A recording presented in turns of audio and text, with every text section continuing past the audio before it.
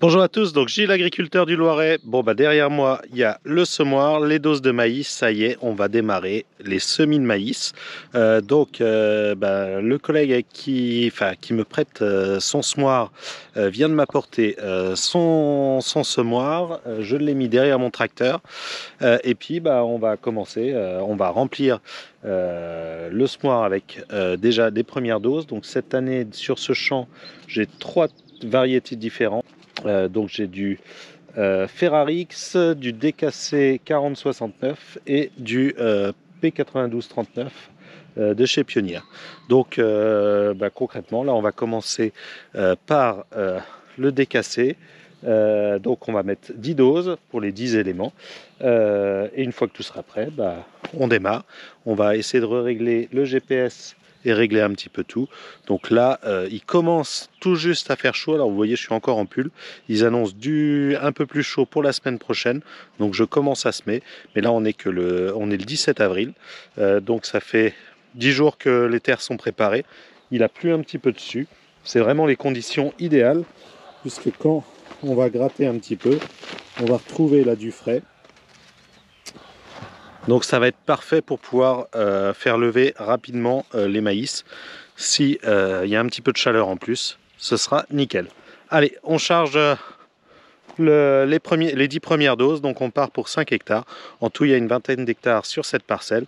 Pour l'autre parcelle, il faut que j'attende les doses parce que j'ai eu un problème de commande de doses. Donc elles arriveront que dans 3 jours, mardi. Ça devrait s'arranger. On les sèmera à suivre.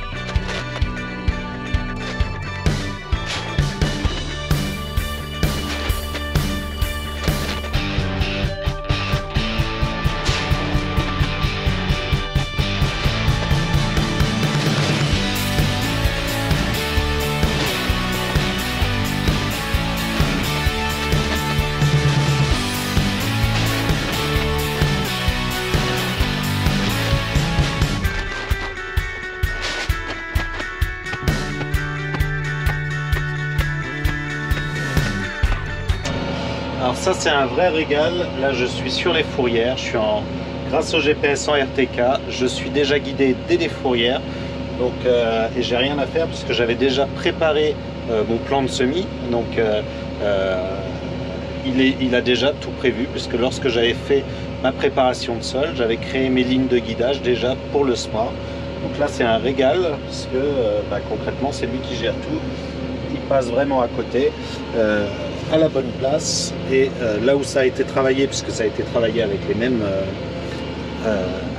lignes, alors décalé parce que je travaillais en 4 mètres, là je suis en 8 mètres, mais avec les mêmes lignes, donc ça fait que partout là où il passe ça a été travaillé exactement. Donc ça c'est un vrai régal. C'est la première fois que je sème en RTK sur du maïs, puisque l'année dernière j'étais j'avais pas encore le sport RTK. Donc ça c'est vraiment top. Et j'espère en plus pouvoir faire du binage comme ça en RTK. Ça, on verra ça au mois de mai-juin, si c'est possible ou pas. Bon, petit problème. Donc hier soir, j'ai terminé de semer mes 5 premiers hectares et je me retrouve avec un élément où il reste du maïs, alors que tous les autres éléments sont quasiment vides. Qu'est-ce qui s'est passé? J'ai ce tuyau là qui s'est démanché. Il était sûrement un petit peu trop serré ici. On a changé les tuyaux parce qu'ils commençaient à avoir des trous, donc on a changé tout ça. Et ce tuyau là s'est démanché. Donc maintenant il faut que je ressème tout ce que j'ai fait hier. Enfin pas tout, parce que je pense qu'il y a à peu près 3 hectares sur 5 à ressemer. Donc il faut que je retrouve exactement où est-ce que c'est. Et puis que je ressème tout ça pour pouvoir remettre exactement cet élément. Donc je suis en train de vider tout le semoir sauf cet élément pour qu'il n'y ait plus que cet élément qui sème, puisqu'il n'y a pas de moyen de le défaire manuellement, individuellement. Donc comme ça on va ressemer qu'avec cet élément pour refaire cette partie là. Donc il va falloir retrouver le sens des passages, mais ça je les ai dans le GPS, ça c'est un des gros avantages. Alors allez, on va finir de vider, il m'en reste 3 des éléments à vider. Donc pour faire ça, je prends un petit seau que je remets en dessous et j'ai juste une trappe à ouvrir. Donc là, avec le GPS, je peux reprendre exactement. Je me suis décalé 2 cm pour essayer de ne pas rebouger les graines que j'ai déjà déposées, mais tout en n'étant pas trop décalé pour si on fait du binage ou quelque chose. Et là, sur l'enregistrement de mon semis, parce que c'est là où j'enregistre mes variétés, tout ça, ça me permet de voir dans quel sens j'étais passé au premier tour. Donc je vais pouvoir retrouver et donc ne pas faire de bêtises, parce qu'à chaque fois, il y a là... il y a une petite flèche avec le sens, donc normalement j'ai plus qu'à trouver où est-ce que l'incident s'est passé. Alors pour ce faire, ce que je vais faire, c'est que je vais refaire le chemin à l'inverse. J'ai laissé la même quantité, tous les autres étaient vides, donc logiquement ça devrait être à peu près là où l'élément sera vide, puisque j'ai mis la même quantité au démarrage dans chaque élément. Alors c'est à peu près vrai, ça sera à quelques mètres près, donc j'ai prévu un petit solde pour pouvoir compenser. Donc je vais déjà faire là ce petit bout là, après le bout derrière, l'intérieur, et puis après on va retrouver exactement où ça s'est arrêté. Bon, ça y est, j'ai quasiment terminé de rattraper mes bêtises. Là normalement, voilà. Je dois aller jusqu'au point bleu, c'est là où j'ai réparé le tuyau à la fin. Donc tout le reste est semé, donc voilà, j'ai perdu 1h30, surtout le temps de gratter, de trouver l'endroit de démarrage, tout ça, mais c'est bon, tout est ressemé. Maintenant espérons qu'il n'y ait pas d'autres bêtises comme ça. Donc là on va retourner charger et puis continuer avec une autre variété. Donc là on va passer au pionnier. Alors là, voilà, j'avais mis mon repère, donc ça veut dire que normalement, dès qu'on arrive au repère, c'est bon, tout est semé, je peux relever mon semoir. Bon alors voilà, il en reste un tout petit peu dedans, au fond, c'est normal, c'était comme les autres tout à l'heure, donc on a bien fait normalement tout ce qu'il y avait à faire. Donc là, on va re-remplir.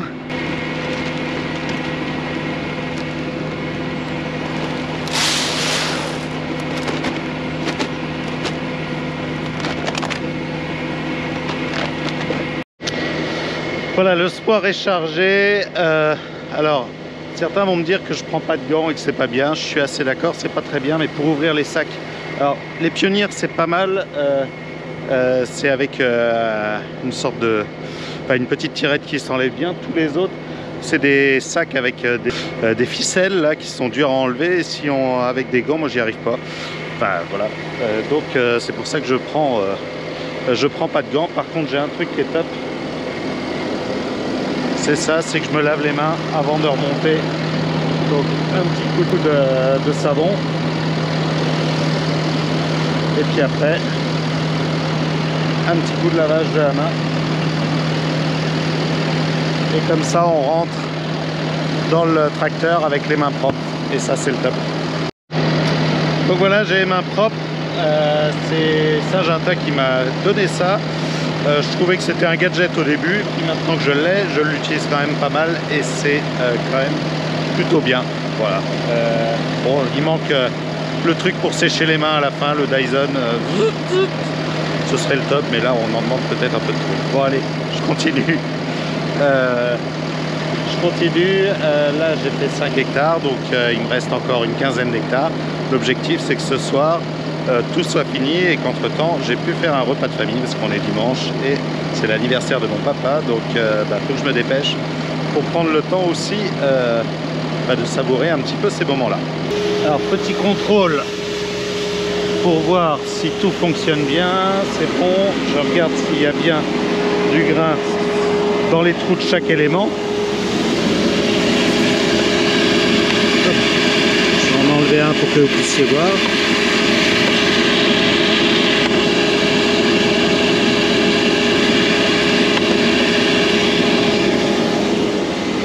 Donc là, pas de souci, on n'a pas de problème. On recommence bien, tout se fait. Deuxième petit contrôle, là c'était là où j'étais passé hier soir. Là je viens de repasser là maintenant. Donc on va sortir le mètre et voir si on a une différence entre hier soir et maintenant. Donc je sème à 80, donc il faut qu'il y ait 80 cm entre les deux.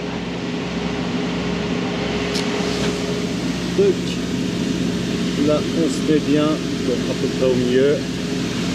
Et là on a à 81 cm. Bon, la marge est bonne. Donc même avec 24 heures d'écart, on est nickel en termes de guidage et ça c'est super agréable d'avoir cette précision là à 1 cm près grâce à la base RTK et au GPS RTK chez Ravel. Donc vraiment top. Alors là je suis en train de terminer le premier champ. Là je voulais vous montrer ce que je suis en train de faire. J'avais laissé 4 passages ici, là où je suis en train avec le tracteur, là où ça colorie en vert. Hop. Là j'avais laissé 4 passages. L'objectif c'était de pouvoir faire un comparatif de chaque variété avec 4 passages l'un à côté de l'autre. Ça c'est l'avantage du RTK, c'est que j'ai pu sauter en fait 4 passages, semer l'ensemble de mon autre variété un petit peu plus loin. En fait j'avais commencé par la variété la décassée qui est dessinée en orange. Ensuite j'ai fait le pionnier qui est dessiné en bleu. Et puis enfin j'ai fait le Ferrarix qui est dessiné en vert. Et j'avais laissé ces 4 passages pour pouvoir revenir semer le Ferrarix à la fin. Donc là ce que je suis en train de faire, ça va me permettre d'avoir à chaque fois 4 passages de décassé 4069, 4 passages de P9234 et 4 passages de Ferrarix, l'un à côté de l'autre pour pouvoir faire des comparatifs de variétés. Donc quand je passerai avec la machine, ça me comptabilisera le rendement de chaque ligne, de chaque passage de moissonneuse-batteuse, et ça me permettra ensuite de comparer un petit peu les différentes variétés. Donc ça je vais le faire ici, je vais faire un peu le même principe dans l'autre champ, puisque là dans l'autre champ normalement je devrais récupérer 4 variétés différentes. Donc voilà, pour essayer de comparer un petit peu et se rendre compte si les variétés que je choisis correspondent bien à mes terres, à mes pratiques au niveau irrigation, au niveau tout ça, ou est-ce que c'est justement des maïs qui correspondent pas trop. Donc toujours faire ces essais, c'est toujours intéressant de les mettre dans des plages le plus proche possible et faire vraiment des essais bande agriculteurs, c'est-à-dire pas seulement 3 mètres par-ci par-là, mais un gros bloc et voir ce que ça donne en rendement ce gros bloc. Voilà, allez, je vais terminer ces 3 passages et ce sera terminé pour aujourd'hui et j'attends le reste des semences pour pouvoir faire la deuxième parcelle. Donc là je suis dans le deuxième champ, je viens de charger avec des semences ITA, donc c'est des semences de chez Soufflé, donc pour faire la deuxième partie de semis. Donc voilà ce que ça donne au niveau du semis. Alors ça c'est cette petite partie, je l'avais faite dimanche en même temps que l'autre champ. Et là donc on est mardi et là je suis en train de finir. Donc on va déjà jeter un petit coup d'œil sur la fraîcheur de ce qu'on avait semé dimanche. Donc le dessus est sec, par contre là on a encore de la fraîcheur. Alors j'ai mis volontairement un petit peu plus creux pour pouvoir garder nos semences. Tiens, il était là. Toc. Donc il est bien dans la fraîcheur, pas de souci. Même ce qui a été semé il y a 2 jours. Alors il n'est pas encore germé, les sols sont quand même frais. Même si là ça y est, hier on était en t-shirt, c'est bon signe. Et là c'est ce que j'ai semé hier, donc c'est un petit peu plus frais, on le voit. Puisqu'on a remonté un peu de fraîcheur.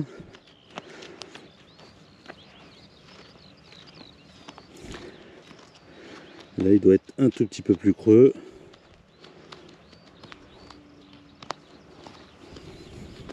Tiens, il est là.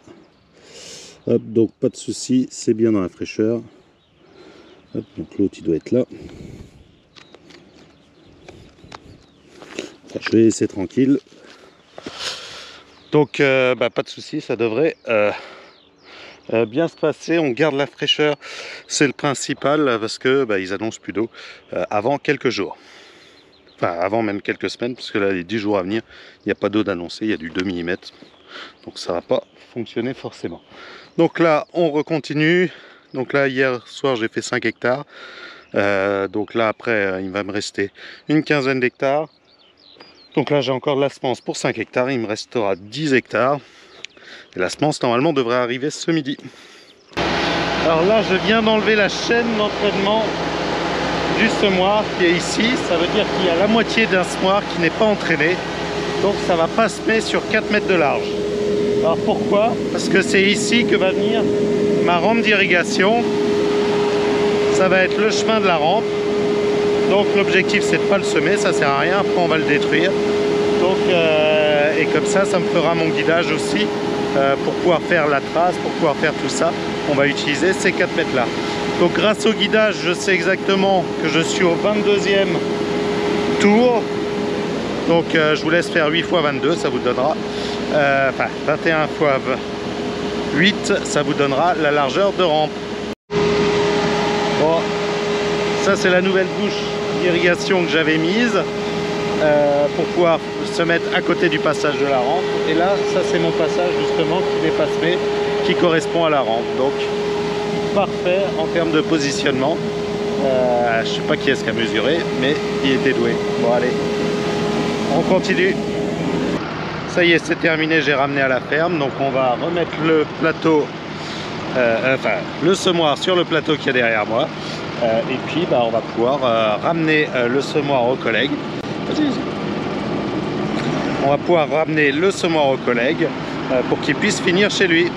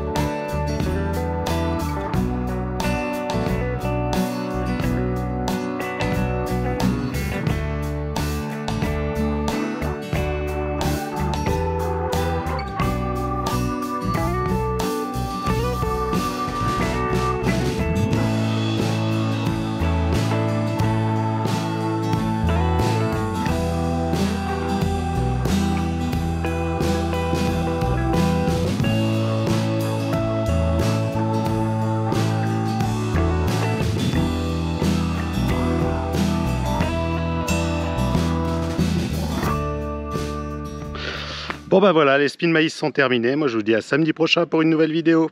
Allez, à bientôt.